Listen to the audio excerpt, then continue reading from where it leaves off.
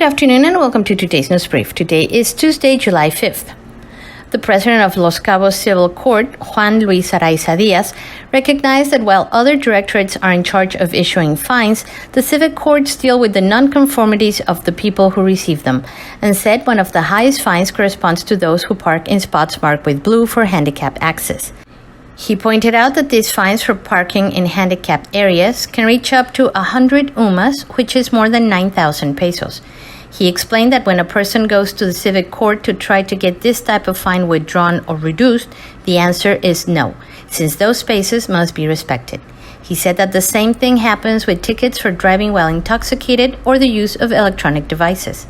And he added that the cost of these fines is intentional and there is no leniency in order to create greater awareness among drivers, even more so with the high number of accidents that have occurred in recent months, putting the lives of many people at risk.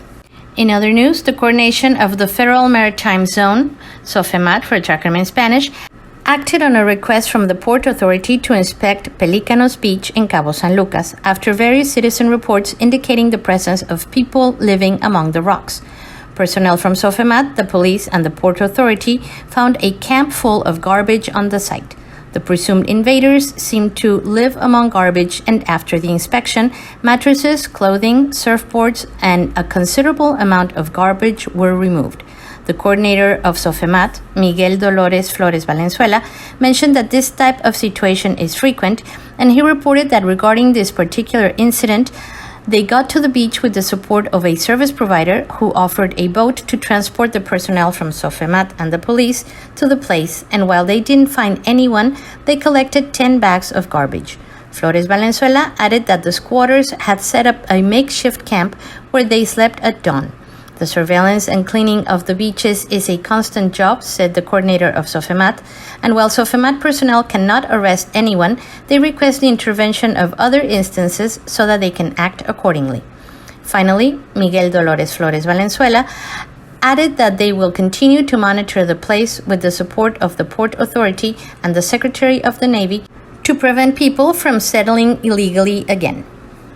And in other news brought to you by Gringo Gazette, Mexico's President, Andrés Manuel López Obrador, signed a proposal to eliminate daylight savings time in Mexico and sent it to Congress for final approval to end officially the controversial summer-winter change of hours.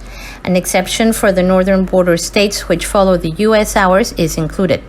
This proposal stems from three main reasons explained by Mexico's Secretary of Energy, Rocío Nale Garcia, and the Secretary of Health, Jorge Alcocer Varela, who said the time change has harmful effects on people's health and it does not contribute to energy savings. Last year, energy savings amounted to only 0.16% of the national energy use, equivalent to nearly $57 million. That is all that I have for you today. Have a great evening. And remember to tune in on Sunday at 6 p.m. for another edition of Cabomilnews and Community Update with Corey Riggs and Claudia Velo.